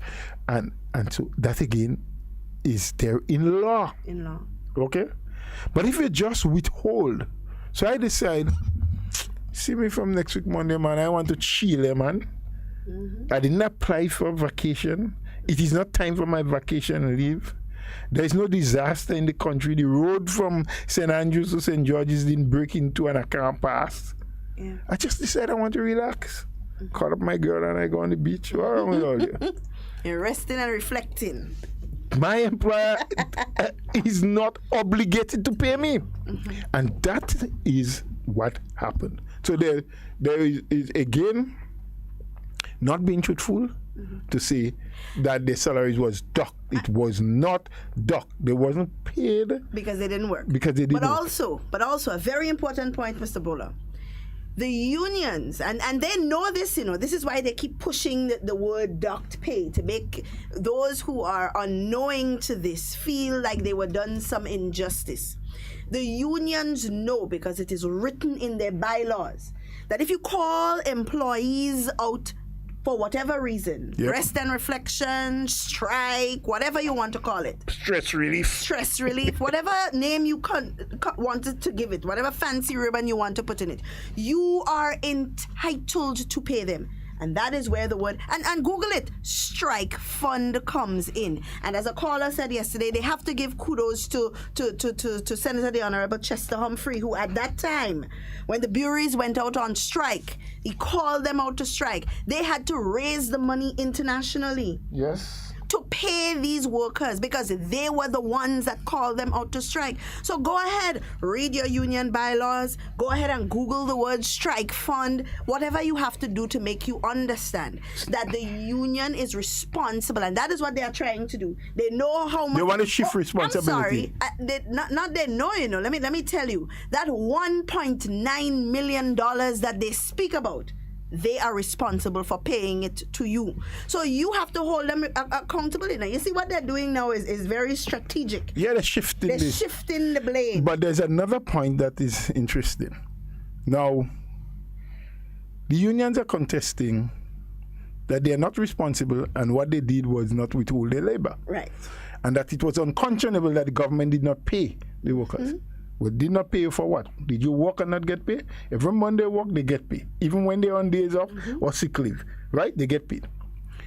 So they took the matter to the courts to get a judgment. Exactly. Now, if a matter is before the court awaiting judgment, and I would hope that the court will meet soon and deal with that issue because it's been a little while. Yeah. Right? And there's some place where I read something, maybe it was just a quote, maybe it sounded nice, but it said, justice delayed is justice denied. So, whatever that was meant, I hope that the courts of Grenada will not delay the judgment for too much longer. Yeah. So let us know. The government holds firm to the idea that you did not work, so I did not pay you. The unions feel that they should be paid. The matter is before the court. Let the court decide. Now, if it is that the court then decides, well, government, you were wrong in your judgment. The government knows I have to find that 1.9 million and pay the people. If the court then says, well, union, based on the advice you give to your workers to stay at home, for rest and reflection or whatever you call it, you were wrong. Then the union will know officially from the court that they have to pay. They were wrong. Right? So that thing is in what we call abeyance. It's before the court. So let us allow the court to deal with it. Yeah. So that's a separate matter that is in a place. It's parceled out. Let's wait for that. Right? Whatever happens in the court, we will all have to abide by it. Yeah. So whether it is government lose or win, or unions lose or win, whoever, that's where it should be settled. So stop bringing it up as an issue of government. Government did not dock and never dock workers' pay. Yeah. Government did not pay for the time they didn't work. My friends, thank you for listening to us. We've come to the end of today's program. I did not realize how quickly the time was running. We did not even get a chance to allow you to call, but you would have a chance, God's willing, hopefully tomorrow, so you can put your questions together. I am not the repository of all knowledge, so I don't know that I'll be able to answer all your questions, but you will have a chance to ask it anyway. And for those who made the comments on the live, whether you was for, you against, you agreed or disagreed, we thank you for that. And we hope that you will continue to send when another program will be held tomorrow, please God. We can try to read some of what was sent today and whatever else you were sending, whether it was a WhatsApp, what have you.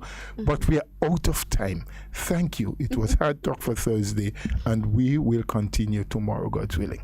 All right, guys, we are at the end of our program, and as we say here every day, in whatever you say and whatever you do, be safe and be secure. We always love talking with you. We don't ever want to be talking about you. Please do enjoy the remainder of your day and stay tuned for the National Report. Have a wonderful day, guys.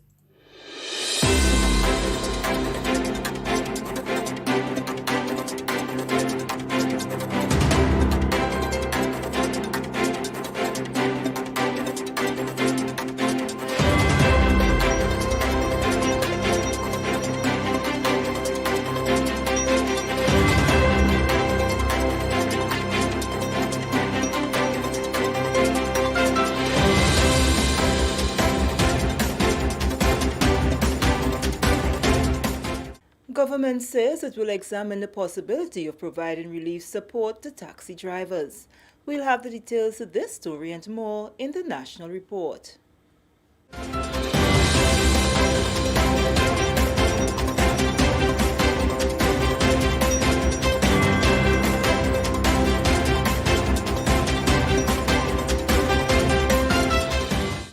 Welcome back. With the details to the news for Wednesday, January 27th, 2021, I am Sherry-Ann Noel.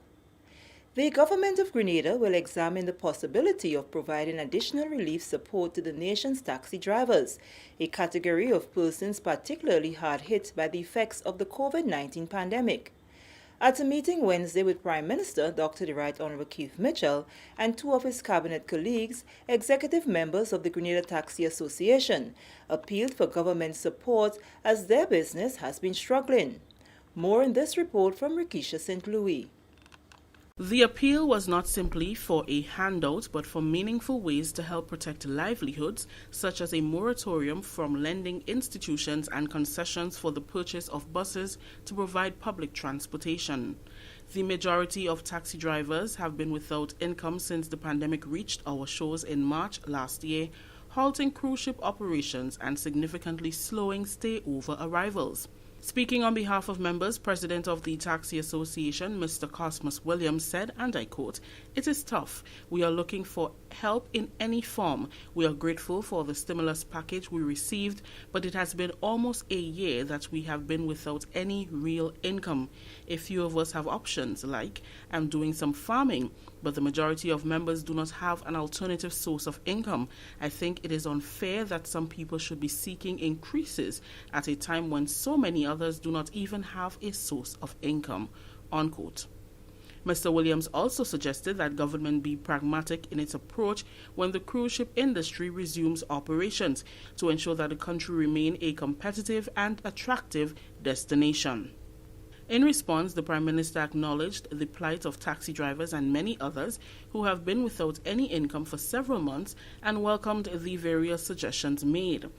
Dr. Mitchell said, and I quote, "My advice is that you compile the various suggestions for how government can assist and share these with the Minister of Finance, who will arrange a meeting with you next week. Following that, recommendations can be made to Cabinet on what government can actually do to help.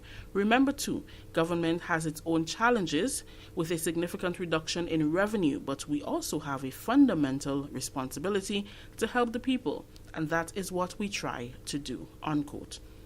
The Prime Minister also commended the taxi drivers for their nationalistic approach, not simply demanding assistance, but being willing to explore ways to work together to achieve a common objective. He expressed optimism that we will soon see an uptick in economic activity as the COVID-19 vaccines become more available and the world travel resumes in earnest and life returns to some sense of normalcy.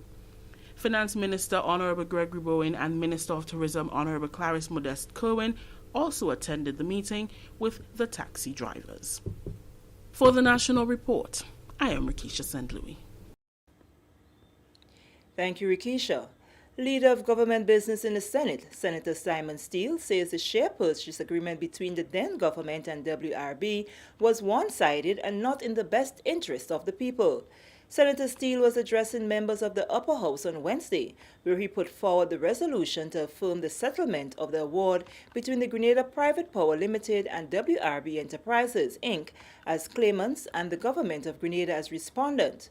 Under the negotiated settlement, government has already paid US $60 million, with another US $3 million due in 2 years. Senator Steele explained that the terms, conditions, and price of the sale are disturbing. In all areas, every area, it favoured WRB and not the Grenadian consumer, not the government, not the nation of Grenada. The piece that was offensive then, offensive now, is an 80-year monopoly, 8-0, from 1994 to 2073. Where in the world, even back then, it's not so long ago, would you hear of 80-year monopolies? A monopoly that is enshrined within the share purchase agreement, that supersedes any national laws that we have, and that was at the heart of the discussion in Washington. He emphasized that when businesses are paying more for electricity consumption monthly than they do for salaries while investing millions in technology to reduce the consumption of electricity, this is evidence that Grenadians are paying too much for the service. We heard the cries of our business community when the cost of electricity for a hotel every month is the same, if not higher, than its labor costs. We know something is wrong. When within the tourism sector, hoteliers, service providers are having to collectively spend millions of dollars investing in energy efficiency, appliances, and technologies to try to bring down their energy bills. Millions of dollars that should be spent improving their accommodation, investing in their service, improving their products. They're having to invest in mechanisms to bring down the cost of their electricity. And that's also millions of dollars that could have been spent in job creation, something more productive. But instead, those monies are flowing out straight to the bottom line of WRB, straight out of the country through dividends. According to Senator Steele, when the share purchase agreement was done in 1994, no provision was included for the transition to renewable energy. He believes there was no vision for future development.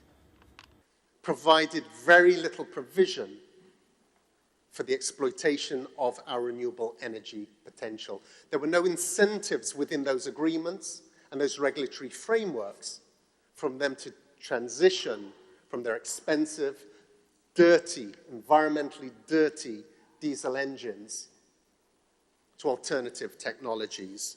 None whatsoever. And who paid the price? You have the environment, but also us, where there are opportunities where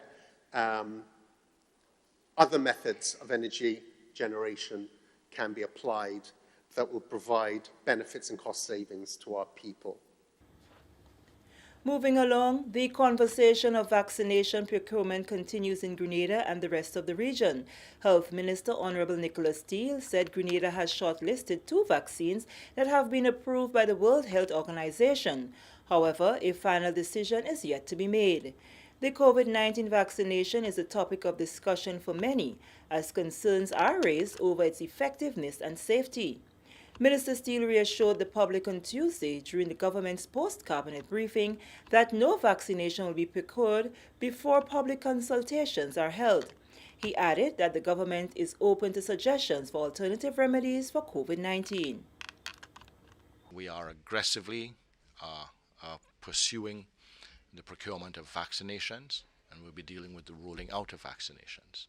I am also very much aware that there are many of you out there that have a certain level of anxiety on the vaccine, and the conversations will start with respect to which vaccine and to address any and all of your concerns, so that as many of us, I will be first in line to take a vaccine, and I know many of my team, if not all of my team, will be as well. But there are many of you out there that need to and would like to have more information on the particular vaccine. And in the next days or to the next week, we will be providing that information. We are seeking the cooperation of members of the media as well to help share the correct information. I'm very much aware that there is a lot of misinformation out there and there's a lot of disinformation out there with respect to vaccine. Many, if not all of us, are here today healthy and able to contemplate the benefits of a COVID vaccine because we have received other vaccines. A vaccination survey was conducted in recent days to attain the buy-in from the public.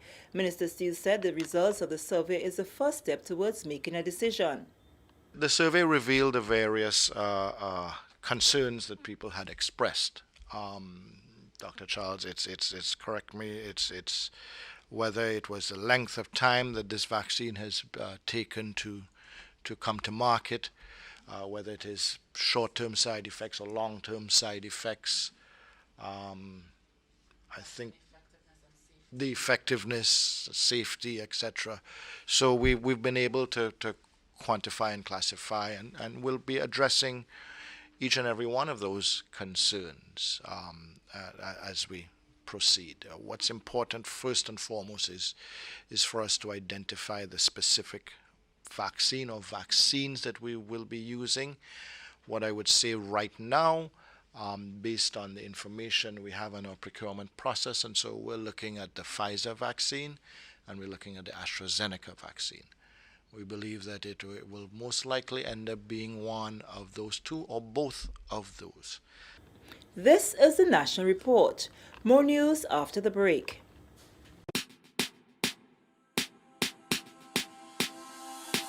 Hey, are you gonna wear your mask today? You see everywhere you go, there are rules you got to follow, so don't you say the COVID-19 will delay. Take the opportunity to save your community. Don't be that guy, put a mask on your face if you're heading outside. It's your life, my life, more lives will be taken if we don't try. If you feel any symptoms, call the hotline. Stay inside until you feel fine. 6 feet away every day. Keep COVID-19 far from away. Keep Grenada safe. Be COVID-19 smart.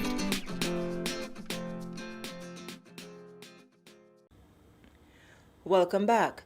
Members of the Upper House on Wednesday gave support to the resolution to approve the extension of the Declaration of Emergency Powers COVID-19 Proclamation 2021 to July 14, 2021.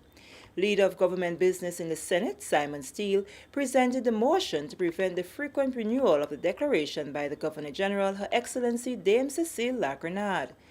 This 6-month period gives government and the Ministry of Health the authority to extend and make changes to the period of the curfew without the hassle of returning to Parliament. The mechanism since the last state of emergency, which was established through a resolution of both houses, that 6-month period had expired. We've had a number of proclamations lasting 21 days. But seeing as the Senate is sitting, Parliament is sitting in this period, then it is seen as prudent to bring it forward as a resolution, which provides us with that 6-month window, up to 6 months, in order for us to continue operating the necessary measures. Senator Steele said it is important that government put measures in place to keep its citizens safe. He said the threat of COVID-19 is real and it continues to spread in other countries. Grenadians cannot afford to become complacent. If the threat of the virus dramatically reduces during that period, if we feel it's prudent and safe, based on the advice of medical experts and scientists, then that state of emergency can always be revoked. However, based on what we've seen with the December cluster, based on what we are seeing around us, we just have to look to our east, to Barbados, our south, to Trinidad, look north to St. Vincent. Grenada is actually encircled right now by the ravages of the COVID pandemic. And we know how leaky our borders are. Carriacou, Petit Martinique, my family's from there. We know how leaky the borders are there with St. Vincent. So the threat is real and very present. Senator Winston Garwe supported the resolution. He is confident that in the end, everyone will be protected. This resolution to have curfew and the likes is to ensure that we'll be able to monitor our borders and to protect our people and to ensure that no illegal activities will happen. But the ultimate goal here, Mr. President, is the safety of the people of Grenada, Carriacou, and Petit Martinique. And this resolution will give us the ability to do so. And now for a recap of the top story. Government says it will examine the possibility of providing relief support to taxi drivers. On behalf of the entire news and production team, I'm Sherry and Noel, thanking you for viewing.